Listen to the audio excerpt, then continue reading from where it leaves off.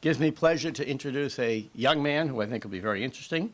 Eric Madison has been a resident for the past 25 years in East Longmeadow. He's married to his wife, Colleen, who is an accountant. Together, they've raised 3 children in East Longmeadow, all went through the East Longmeadow schools, and worked for 35 years as a firefighter, recently retiring as chief of the Longmeadow Fire Department.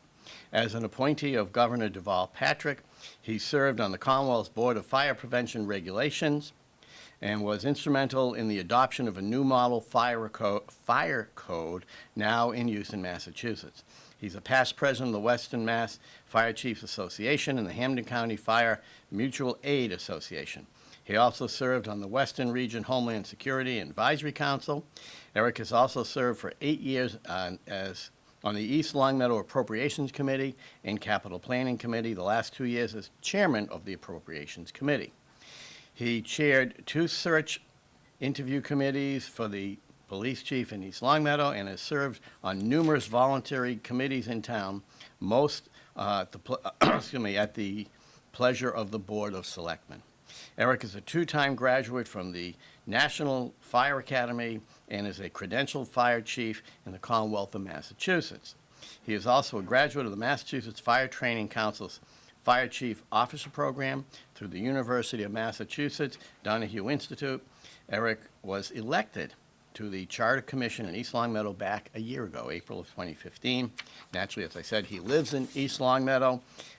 He and his wife, Colleen, they have 3 children, but I know in my opinion, the most important thing is he's also got a 4-year-old grandson, which is wonderful. He is a golfer. He has, after he retired, I guess decided he wanted something else to do. He is now with Columbia Gas of Massachusetts as their public safety trainer. So if we could please give a warm Rotary welcome to Eric Madison.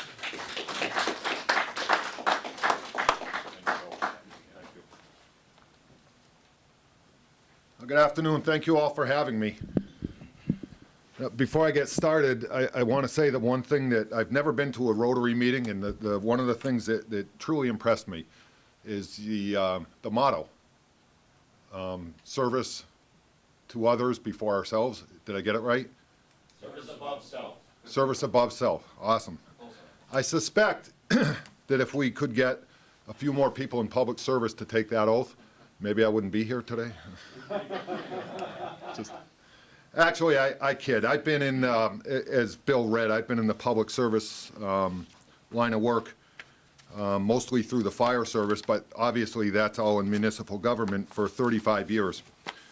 I've worked with municipalities around the Commonwealth, and I got to tell you, there's a lot of really good people, really dedicated people involved in municipal government.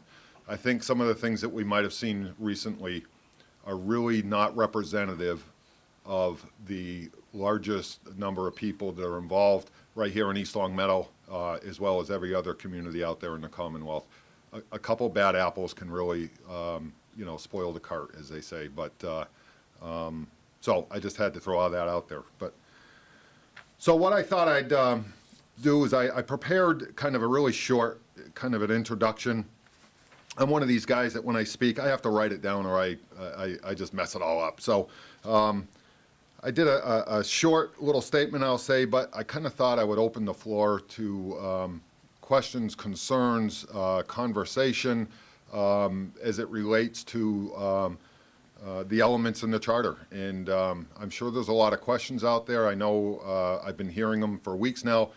I get them at home, I get them on my email, and I'm always glad to answer questions for anybody. So let's start with what is a charter. The National League of Cities describes a municipal charter as a basic document that defines the organization, powers, functions, and essential procedures of town government. The charter is to a town what the Constitution is to the United States. It is, therefore, the most important legal document of any town. East Longmeadow currently has no charter.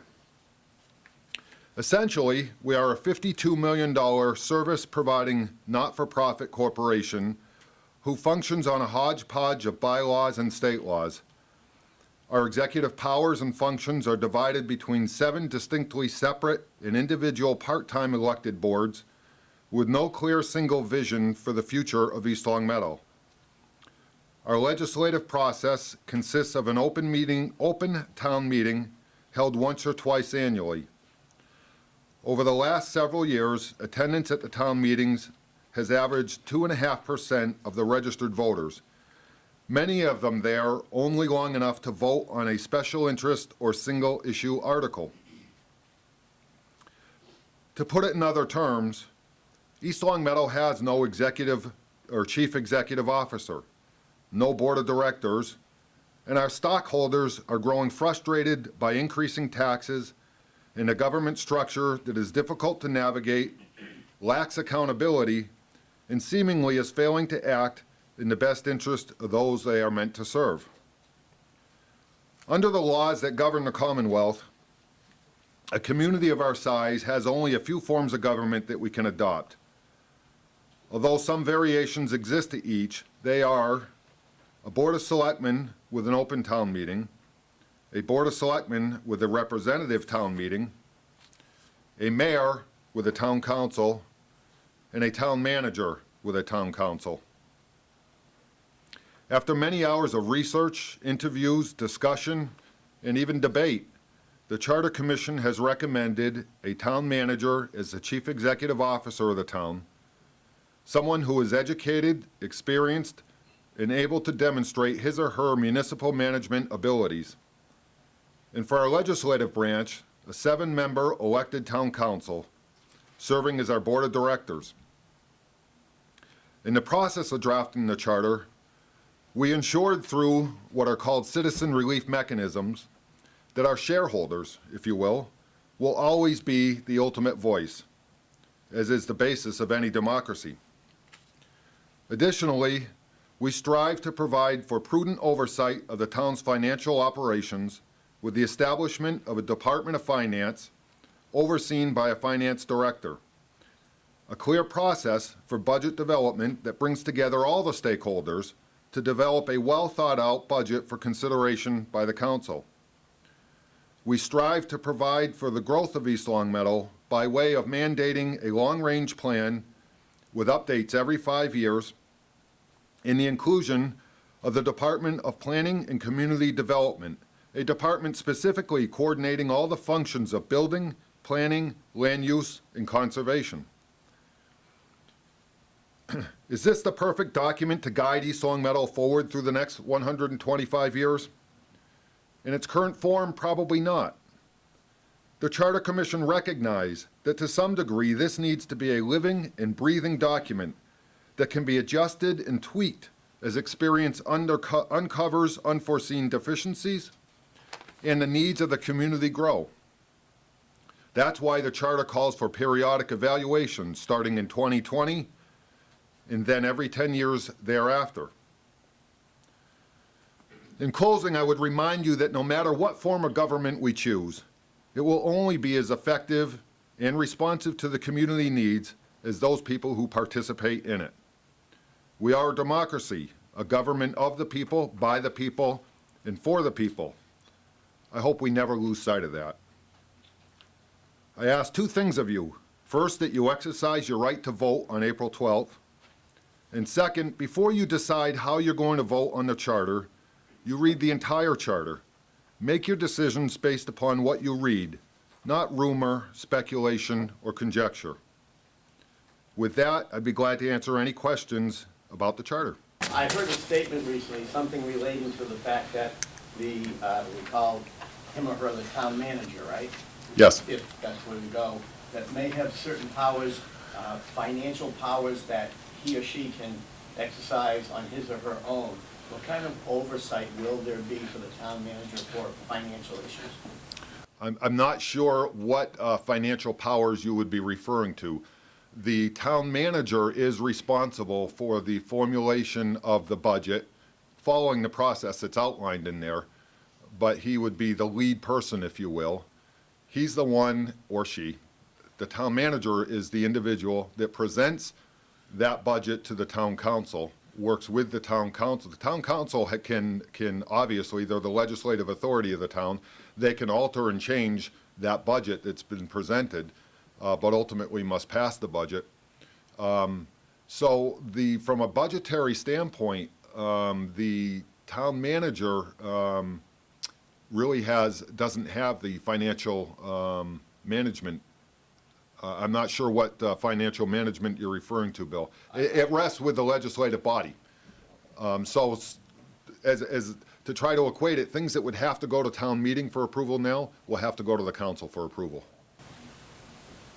Sir? So, with regard to the council, it is made up of 7 individuals, It is. and would they work like counselors as a ward representative? People who have issues would have someone assigned to their particular precinct or area, so that if you had something you wanted to bring up to the council, you'd go and see a particular person? You know, it's interesting that you asked that question, and thank you for that question. Once we decided that a council was the direction that we wanted to go in, we had an awful lot of discussion as to how we wanted to recommend that, whether we wanted ward representation, or districts as we call them in our town, or whether we wanted all the members elected at large. Ultimately, we decided to go with all of them elected at large. And the thought processes behind that was we were afraid that there would be some districts that would go with an unfilled seat because we couldn't get anybody in the district that would be interested to run for the council. That was certainly one thought. But probably the most overwhelming thought was a lot of conversation centered around the folks thought we're one town, we need to act like one town, we need to work together as one town.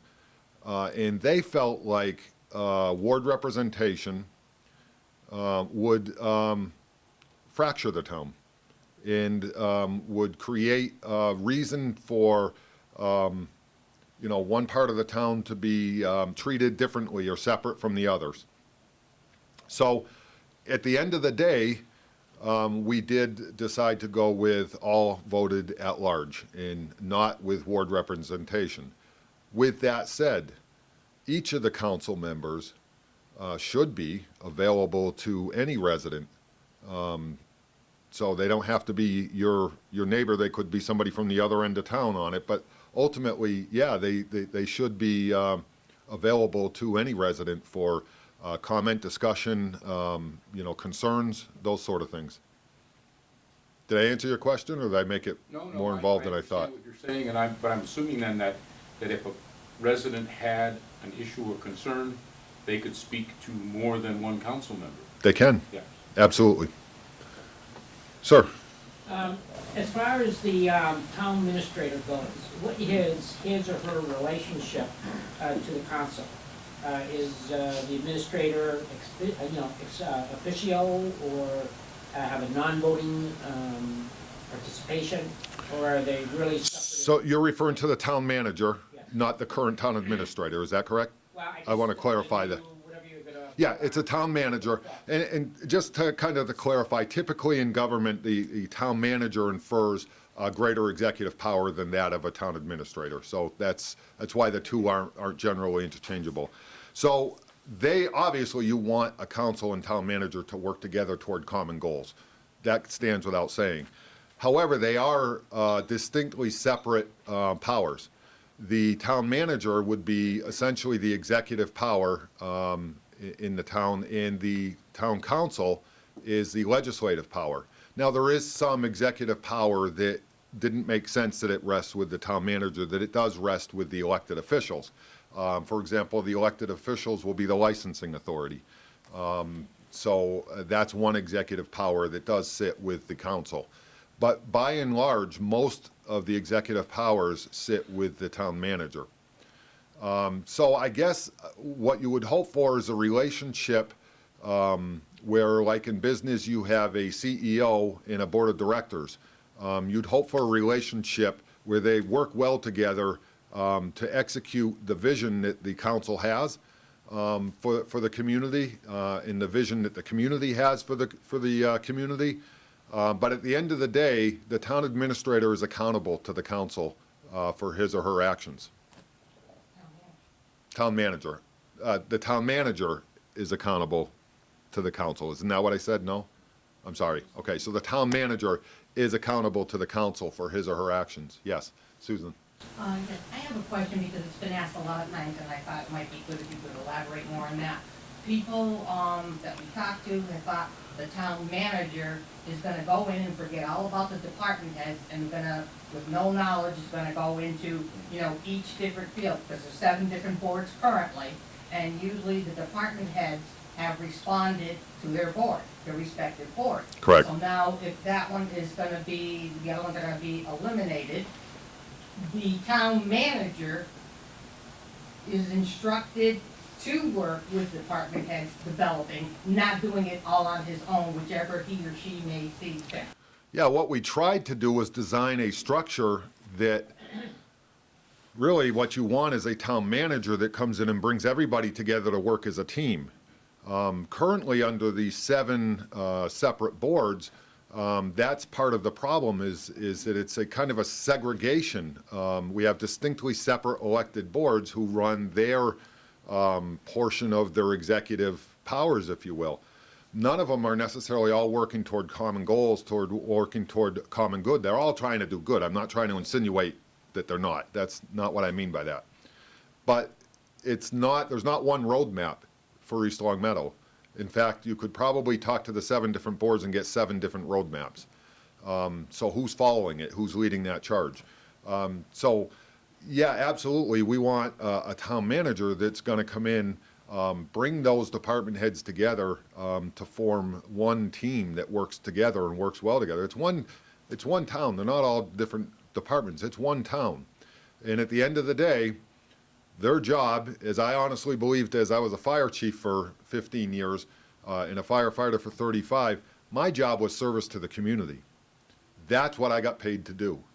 And that's what we want our government to operate from, but in a coordinated, in a concert type manner, if that makes sense.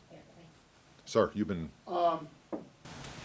When you have a town manager, okay, he's appointed by the city council or whatever, right? Now, what say does the public have in when the city council is formed? Once it's formed, are the public, like, just like in a city like Springfield, are they gonna go to the poll and vote for the for their councilors? Or are they gonna be appointed all the time by the city manager?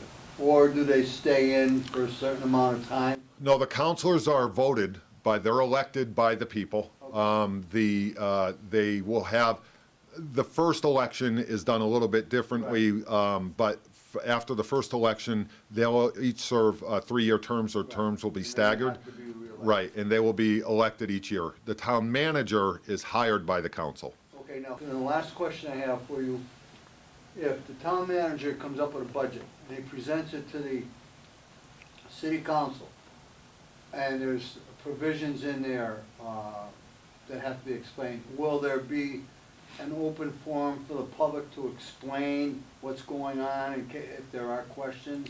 Yeah. And then if the people, don't want it, does it have to go back to committee and start all over again? It's mandated within the charter at least one public hearing for the budget, and it uses those words, at least one, insinuating we didn't want to mandate more than one, because quite frankly, you have some years where the budget is rather routine. It's, there's not a lot of changes. I'm talking about Right, and to hold main 2 articles, public hearings when nobody shows up to them. and stuff like that. But yeah, we use those words specifically, a minimum of one public hearing. Now, Yes, sir.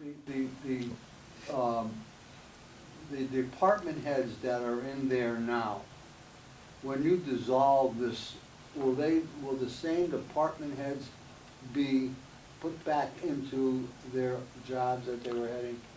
They won't be put back into, they'll never be removed from it. Oh, okay. Yeah, the department heads continue to operate. Ultimately, when a new town manager is hired, if somebody's not keeping up their end of the bargain or something, well, the town manager will be expected to deal with that. But All those questions were questions that I've heard. yeah, no, in fact, there's language in the transition section in regards to existing town employees. They shouldn't fear for their jobs. That's You know, I've heard some of that Yeah. rumor too. Well, I That's, heard the same thing I heard. yeah, there's certainly, there's language in there about, you know, you just keep working, just keep doing your job. About the only positions that really cease to exist right away is the Board of Selectmen and the town administrator. That's it. They get replaced with a council and a town manager. But the rest of the town, the people that carry on town business day to day, they just continue to do so. So you had a question, you've been waiting patiently. You've explained the town council and the election of the 7 members, and once they're elected, they appoint the town manager. Is it a 3-year term? Is it a 6-year term? How long do they? For the town manager? The town manager. So that contract the contract would be that the charter is silent to that. That's within the authority of the council. It's up to their judgment. It to is. decide, you know, we're only gonna put somebody in for a year at first, and maybe if we like them, we'll keep them there for 3 years and extend them, that kind of thing. It is. Now, I can tell you that, and I'm certainly not a lawyer and don't pretend to be one, but I was always told that in Massachusetts, a municipal contract like for a department head or for a town manager couldn't exceed 3 years. So when I was fire chief, I had 3-year contracts. It's quite common. I mean, for the 15 years I was a fire chief, there was a clause in my contract where if the town really wanted to get rid of me, I was gone. They might have to pay me, you know, it might cost them a few dollars, but essentially, if for some reason I wasn't, it wasn't something they could really hang their hat on, but I just wasn't fulfilling my obligation to the community, then I was gone. And I think it's pretty standard in contracts nowadays, municipal contracts. I know a lot of department heads might feel threatened by it. I never did. Just do your job, and you don't need to feel threatened by it. So, sir. I have seen signs around town, and a whole bunch of different ones naturally. What's really interesting when you see one that says vote yes and one that says vote no on the same lawn. On the same lawn, yeah, That's my wife. yeah, But yeah. there was- All I can figure is that dinner time must be interesting at that house, yeah. There were a couple of signs I've seen, I don't remember which department it was, but they said something like, save our code enforcement, save something or other. Anybody, I mean, I don't remember which one it was, but it sounded like it was ridiculous. I mean, making up baloney. The charter is not gonna itself affect what each board is gonna do. Yeah, no, you're absolutely right. In fact, some of the things that I'm seeing out there, in fact, driving in today, I saw one that says, keep our taxes low, vote no. Yeah. And I had to chuckle, because as Bill said in my introduction, I chair the Appropriations Committee. And right now, our tax rate is approaching $22 a thousand. You really think our tax rate's low? No. I mean, it's not low, folks, and in fact, we're about $3 from the cap where the state says no more. So, I'm not sure, you know, they're slogans, they really are, and some things that I have heard out there, you know, the charter is silent to it. It's people's vision of what they might think the charter says, but, I don't know what else to say to that. I don't think a lot of people understand it, really. I would agree, sir. My question is, a lot of people are saying that, like you just brought up about the taxes being, taxes going up a lot. Well, if you're getting rid of the town administrator, you're getting a manager, which is gonna be a little bit more money. Mhm. And we have a $52 million budget, and you're making, was it town secretary, or treasurer secretary separate? Yes, we are. The charter does separate currently the position is a clerk, collector, treasurer. We're separating the clerk from the treasurer collector's So that would position. be another job. That's correct. Now, how can those two jobs and maybe the pittance that the councilmen are gonna be paid affect a $52 million budget? Well, I would agree. I mean, it's really hard. The charter does not address the exact cost associated with each of these. That responsibility lies with the council and the town manager. So But taking just some generally accepted principles used in municipal government, we've estimated the cost at about $125,000 above what we're paying now in our taxes. We also honestly believe, quite frankly, that a lot of efficiencies will be assumed with the passage of the charter that will equate to some savings, some significant savings. And I'll give you one example. When you bring the town together, purchasing a loan, you can save a tremendous amount of money. So how much? I don't know. Could be a lot. Well, I'm not going to try to put a number up there and say, we're going to save this much from group purchasing. I can't attest to that. So I think at the end of the day, probably what more this charter is going to cost us compared to what we're going to save is a wash. However, where I think we're all going to see the benefits is in the service to the community. So, sir. As far as your council goes, does it have a chair? And if so, A council president. Is he or she elected? And as a chair, do they have a voting power, or they're just hybrid since you have 7 members? No, they have full voting power, and they are elected by the other members of the council. And they're referred to as a council president. So there's a council president and a council vice president. Yes, sir. Can you explain maybe the thoughts behind choosing a town manager rather than a mayor? Sure, I'd be glad to. That was another topic that was discussed quite heavily among the commission members. When we decided that we felt like a council was the right form of government, there was a lot of discussion. Should we go then with a mayor or should we go with a town manager? Part of why we believe why we went with a town manager versus a mayor is we wanted to dictate, quite frankly, that the individual in that office is educated, experienced, trained, and knowledgeable in the administration of municipal government.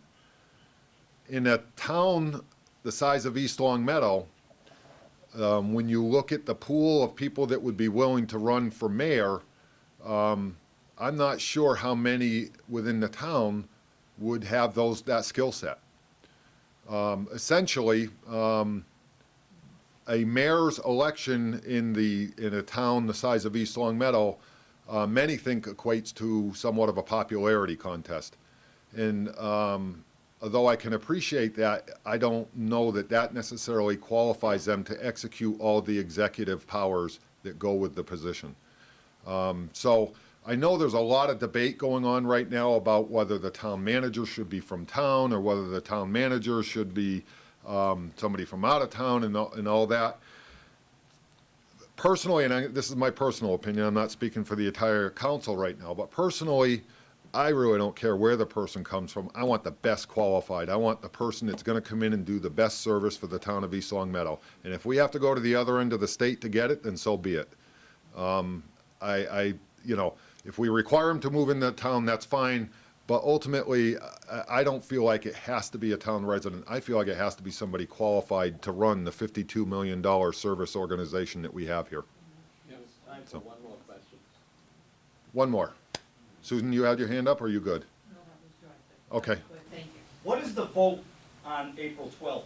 What are you voting for commission, or is it a selection of all five? You are voting for the passage or not the passage. It's either a yes or no on the charter itself. Okay. So first, we have to adopt the charter. Okay. If the charter passes and it's adopted, on June 7th, we will hold an election for the council members. The council members would take office July 1, at which time the Board of Selectmen would cease to exist. Their first order of business would be to name an interim town manager and to set the process in motion for the search of a permanent town manager. So, yes, sir. Was thought given to simply expanding the number of councils that we have now as opposed to doing all of this? Or the Board of Selectmen just expand it so there are more people than just 2 against 1 kind of thing? Okay, so currently we don't have councilors, we have Board of Selectmen, but they are significantly different. In order to do what you're suggesting, so expand the number of Board of Selectmen, we would have to choose a different form of government. Okay, it would involve a Board of Selectmen in one of the two town meetings, be it a representative or open town meeting. The problem that we saw, and I only feel like I can speak to this because I worked in the town, so I'll speak to the charter in Long Meadow. The problem that I saw and experienced with exactly what you're talking about, with a strong town manager and a board of selectmen, is it splits the executive powers.